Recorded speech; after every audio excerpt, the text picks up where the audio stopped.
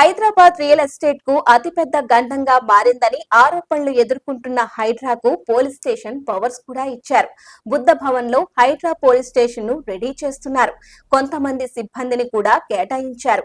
వారంతల్లో బుల్డోజర్లతో విరుచుకుపడుతున్న హైడ్రా వ్యవహారంలో real estate వర్గాల్లో సంచలనం రేపుతోంది. తాజాగా హైడ్రో లోగోను మార్చారు. అందులో నీటి వనరుల్ని కాపాడే సంస్థల సందేశం ఇచ్చారు.